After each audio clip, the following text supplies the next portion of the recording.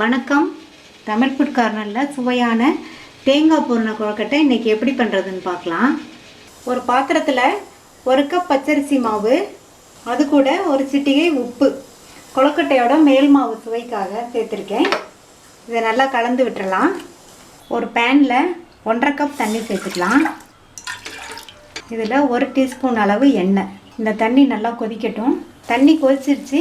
இந்த தண்ணியை கொஞ்சம் கொஞ்சமாக மாவில் சேர்த்துட்டு செய்யணும். கொஞ்சம் கொஞ்சமாக சேர்த்துக்கலாம். நான் இன்றைக்கி பச்சரிசி மாவு எடுத்திருக்கேன். நீங்கள் புழுங்கலரிசி மாவுலையும் இந்த மாதிரி கொழுக்கட்டை பண்ணலாம். தண்ணி சூடாக இருக்கிறதுனால கொஞ்சம் கொஞ்சமாக சேர்த்து இந்த கரண்டியை வச்சு பிசைச்சிக்கலாம். அரிசியை பொறுத்து தண்ணியோட அளவு கொஞ்சம் அதிகமாகும் அல்லது குறையும், அதை நீங்கள் பார்த்துக்கங்க. இப்போது இதை எடுத்துட்டு நம்ம கையில் நல்லா பிசைஞ்சிடலாம். கொஞ்சம் லேசாக ஆறட்டும். ஆறுனதுக்கப்புறம் பிசையணும். மாவு நல்லா பிசைஞ்சாச்சு. இந்த அளவு இருக்கணும்.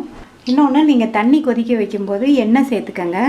தேங்காய் பூரணம் பண்ணுறதுக்கு 1/2 கப்பில் 3/4 கப் அளவுக்கு பிடித்த வெல்லம் எடுத்திருக்கேன். அதை இதில் சேர்த்துடலாம். சேர்த்துட்டு கொஞ்சமாக 1 ஸ்பூன் அளவுக்கு தண்ணி.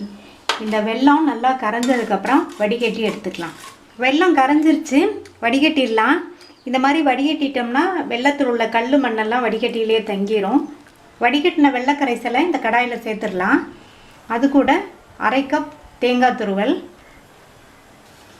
இதை நல்லா கிண்டிகிட்டே இருக்கணும்.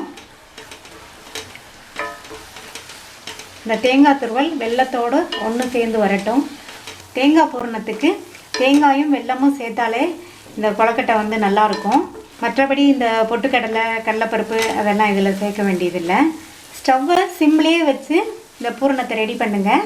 இந்த அளவு இருக்கணும். அப்போ தான் கொழுக்கட்டையில் வச்சு வேகும்போது நல்லாயிருக்கும். இன்னும் கொஞ்சம் நேரம் இருந்ததுன்னா ரொம்ப கெட்டி பட்டுரும். இப்போ கையில் தண்ணி தொட்டுட்டு இப்படி தொட்டோம்னா கையில் ஒட்டாது. 1 பங்கு தேங்காய் துருவலுக்கு 3/4 பங்கு வெல்லம், அந்த அளவு தான் நான் கணக்கில் எடுத்திருக்கேன். தேங்காயும் வெல்லமும் நல்லா ஒன்று சேர்ந்து ரெடி ஆயிடுச்சு பூரணம். அதில் கொஞ்சமாக நெய் சேர்த்துக்கிறேன். இந்த மாதிரி நெய் சேர்த்து பூரணம் ரெடி பண்ணோம்னா கொழுக்கட்டை சாப்பிடும்போது சூப்பராக இருக்கும். கடைசியாக 1 பிஞ்ச் ஏலக்காய் தூள் சேர்த்துட்டு நல்லா கலந்து விட்டுட்டு ஸ்டவ்வை ஆஃப் பண்ணிடலாம். தேங்காய் பூரணம் ரெடி ஆயிடுச்சு. கொழுக்கட்டையை ரெடி பண்ணிடலாம்.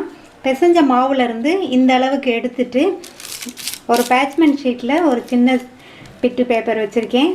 அது இதில் வச்சுட்டு கையில் 3 விரலில் மட்டும் லைட்டாக எண்ணெய் தொட்டுட்டு இதை நல்லா ரவுண்டாக ஒரே திக்னஸில் தட்டிக்கணும். இதுக்கு பதில் நீங்கள் பிளாஸ்டிக் ஷீட்டு கூட வச்சுக்கோங்க.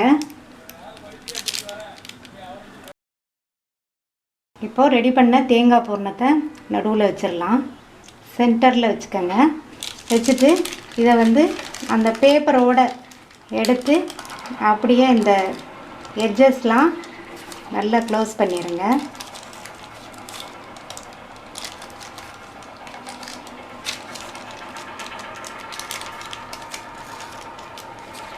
நல்லா அழுத்தி விட்டால் தான் எட்ஜஸ்லாம் நல்லா ஒட்டிக்கணும். அப்போ தான் கொழுக்கட்டை வேகும்போது பூரணம் வெளியில் வராமல் இருக்கும். இதே மாதிரி மீதி உள்ள கொழுக்கட்டைகளையும் ரெடி பண்ணிடலாம். ரெடி பண்ண தேங்காய் பூரண கொழுக்கட்டையை இட்லி தட்டில் லேசாக எண்ணெய் தடவிட்டு எடுத்து வச்சுருக்கேன். இப்போது இட்லி பாத்திரத்தில் தண்ணி கொதிச்சிட்ருக்கு. தண்ணி நல்லா கொதிச்சதுக்கப்புறம் தான் வைக்கணும். இப்போ இட்லி தட்டை இதில் வச்சிடலாம். மூடி போட்டு 10 நிமிஷம் வேகட்டும். ஸ்டவ் மீடியம் ஃப்ளேமில் இருக்கட்டும். 10 நிமிஷத்துக்கு மேலே வேக வைக்க வேண்டாம், கொழுக்கட்டை ஹார்டாயிரும். 10 நிமிஷம் ஆச்சு. ஸ்டவ் ஆஃப் பண்ணிடலாம். திறந்து வச்சுட்டு இதை ஒரு 2 நிமிஷம் கழித்து எடுத்துடலாம். இட்லி தட்டை எடுத்து வெளியில் வச்சதுக்கப்புறம் 2-3 நிமிஷம் கழித்து அந்த இட்லி தட்டை ஆறுனதுக்கப்புறம் தான் எடுக்கணும். இல்லைன்னா கொழுக்கட்டை இட்லி தட்டில் ஒட்டிக்கும். நம்ம எண்ணெய் தடவி வச்சுருக்கிறதுனால துணி போட்டோன்னா உடனே வந்துடும்.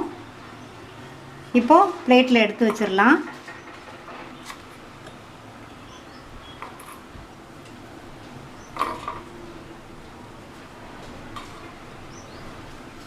தேங்காய் பூரண கொழுக்கட்டை ரெடி ஆயிடுச்சு. நீங்களும் ட்ரை பண்ணி பார்த்துட்டு லைக், ஷேர் அண்ட் கமெண்ட் பண்ணுங்கள்.